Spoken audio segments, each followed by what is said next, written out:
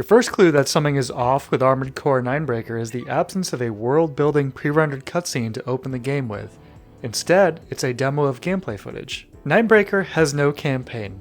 The gameplay revolves around completing training exercises which advance you in a ranking system. It's running on the same engine from Nexus, featuring the same weird heat and energy mechanic balancing, laggy menus, and blurry in-game video filter, the last of which can thankfully be turned off via PCSX2. I'm gonna give it to you straight on this one. This is not a good game. The training exercises are bland, monotonous, and mostly iterative.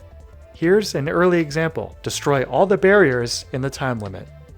Okay, now for your next challenge, do it again, but with a few more barriers. And then after that, you can do it again with even more barriers. There is a quick start option to skip the initial briefing for each exercise, but you can only utilize this if you've already sat through the briefing once, even if the same exercise is the same one that you've been repeating over and over again with slightly harder variables. There is no shop, so most of the AC parts are unlocked from the start. But in a choice so bewildering that it must have been a mistake, if you import your save file from Nexus, you are locked to the parts you had on that save file. Good luck completing the accuracy firing exercises when you only have grenade launchers and machine guns. In either case, the only way to acquire new parts is to complete certain training exercises and advancing in the arena. The arena itself is nothing special. It's your standard ladder you've seen in all these games. The opponents, like the ones found in Nexus, again lack any kind of backstory or characterization. And before you progress enough in rank via the training exercises to compete in the real ladders, your only option are going up against brain-dead randomized ACs. Put it simply, skip this one.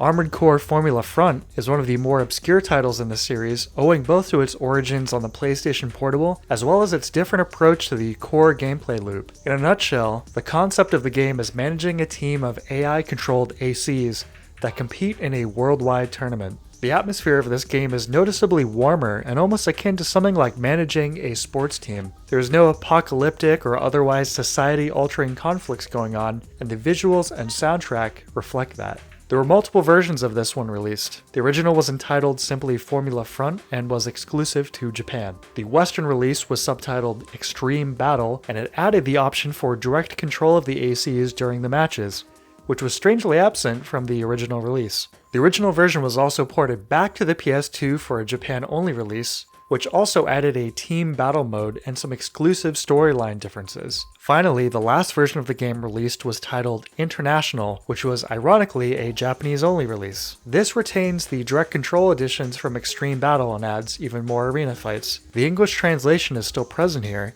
There's a translation patch available that replaces the FMVs that still contain Japanese text with their English counterparts, easily available with a quick Google search. If you like spending lots of time adjusting your ACs, then you will probably love this one. There are tons of parts, and this game maintains the tuning mechanic where you're able to invest pools of points in specific variables of each part, extending the customization element significantly. This is improved from Nexus in that your tuning setups aren't permanent, and the process doesn't cost any money. This same philosophy then extends to the AI programming element, which feels like a pretty huge evolution of the iteration found within Silent Line. It's impressively in-depth and gives the game a unique identity within the series. While watching your AI in action, or the replays after the match is over, there are a variety of camera angles to switch between.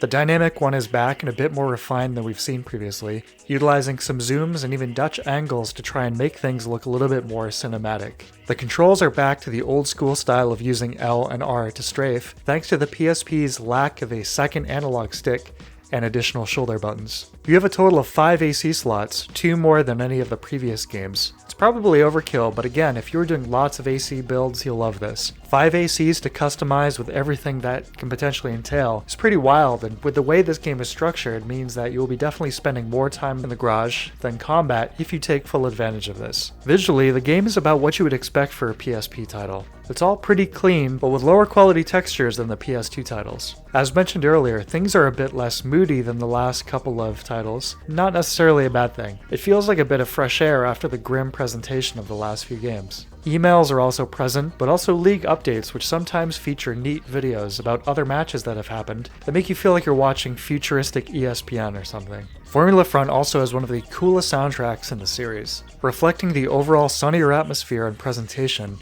These songs are mostly high-energy techno and drum and bass tracks that have more in common with the original PS1 game tunes than the styles of AC3, Silent Line, or Nexus. The gameplay formula fits well on a portable system. Overall, Formula Front is not an essential title in the series, but it is definitely enjoyable and worth a try if the unique aspects of this one sound appealing. I probably would have played a lot of it if I had known about the Armored Core games back when the PSP came out. And finally, we have come to the final Armored Core game on the PlayStation 2, Last Raven, released in Japan in 2005, and North America and Europe in 2006. This is a sequel to Nexus, although the overall plot isn't super concerned with the events or ending of that game. This one focuses more on the Ravens themselves, as a coalition forms of them who have had enough of the Corpo shenanigans from the last several games. There's a lot of focus on team-ups, betrayals, and dramatic entrances. Last Raven is easily the hardest game in the series, even with imported saves and builds. Nearly every AC you'll go up against is utilizing the equivalent of Human Plus or OP Intensify, and just like Nexus, you have no way of utilizing it yourself. You are frequently matched up against multiple ACs utilizing it. This is not only the hardest Armored Core game, but probably the hardest game From Software has ever made. I think they definitely went a little overboard with this one. I love hard games, but the aforementioned Human Plus factor really pushes some of the encounters way past the point of fair or remotely reasonable. One bit of mercy is that there are no more curveball permadeaths in missions, as there is always a continue screen now if you fail. One neat, unique angle of Last Raven is the 24-hour in-game long campaign, featuring different routes and endings. Music in the garage that functions as your HQ changes as time progresses, as does the light coming in through the windows, adding to this feeling of the clock ticking down and impending doom. The time of day is visually also reflected in the missions, of course. Certain missions and encounters will only be seen in certain routes, and the endgame and ending will change too. Replays are therefore definitely encouraged, and basically mandatory to some extent if you want to get your fill of what a traditional Armored Core campaign would consist of. Otherwise, you're looking at about an hour and a half of gameplay before the credits roll. Mission variety, like the last few games, is unfortunately not great and kind of bland. There isn't anything here that you haven't seen in the last several games. You've got your military bases, your combat arenas, your generic mazes, your empty cities, etc. Armored Core 3 seems to have been an anomaly in this regard. Emails are back as they should be, as well as a way to review ongoing events in the world and the Ravens that are still left standing. There is an arena with proper descriptions and emblems again, but it clearly was a lower priority for this game. You can't choose the location for the matches. This prevents you from picking advantageous maps based on AC matchups, although sometimes the ones chosen do seem to be in favor of the opponent's build. Maps featured are from the several last few games. Replays can be saved. The heat mechanic is here and it's still kind of overboard, but not as bad as it was in Nexus. A new element is that individual AC parts can be blown off and destroyed, which makes you lose some elements of functionality in combat. The parts then have to be purchased to be replaced. Tuning is still here, but is now not permanent, thankfully, but doing so still flags parts as used. I think this is the first time that you have opportunities to fight humans outside of any kind of vehicle or powered armor. They are barely animated, and when they are, they animate at 30 Hz versus the rest of the game animating at 60, which creates some weird visual incongruity, and on top of this they look extremely low poly. They have no death animations or effects, simply disappearing when shot or stepped on. I understand that they were probably trying to dodge more sales restrictive age ratings, but it looks pretty bad to just have them disappear like this. The interact command, used to open doors and toggle switches, still shares the same button with your left-hand weapon, and still seems to do both about 50% of the time. Wasting ammo or even damaging yourself with an explosive weapon going off directly in your face, seemingly at random because the game couldn't decide what you were actually trying to do, never feels good, especially considering that this has been an issue for like 5 games now. Visually, the game does have that same blurry depth of field filter from the last few PS2 games, although not as bad as Nexus or Nightbreaker. It is again disableable in PCSX2 and makes a massive difference in terms of clarity. But beyond the Vaseline filter, the art direction here is again pretty bland and generally kind of washed out looking. These games were never cutting edge in terms of sheer graphic fidelity, but there have definitely been peaks and valleys in terms of art direction and having a clear vision for the depictions of the worlds of these games. And I hate to bring up AC3 again, but that game had a relatively thoughtful implementation of its themes and its concepts of its world within its art direction,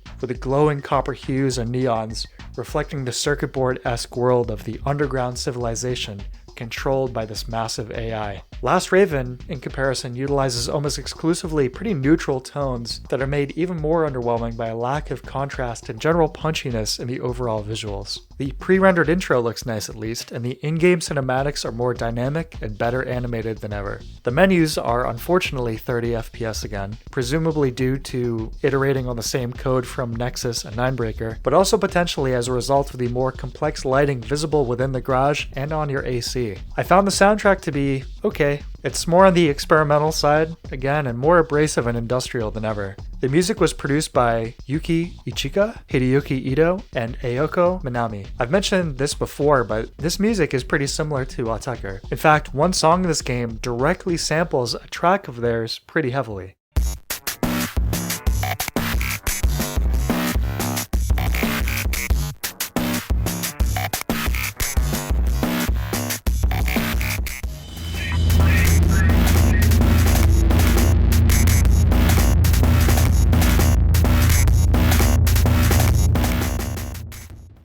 Last Raven is undoubtedly a step up from the lows that plagued Nexus and Nightbreaker, but it did leave me feeling a bit cold after reading so much about its positive reputation as one of the series' best. It's certainly not bad, but it's definitely one of the more middling entries in the series for me, with the inconsistent and frequently relentless difficulty, and the uninspired missions, visuals, and music. It definitely should not be your first Armored Core game. If you do want to check it out, I would definitely recommend doing so with PCSX2. Same with Nightbreaker. It's just way too blurry on original hardware, even if you're using RGB or component and a PVM.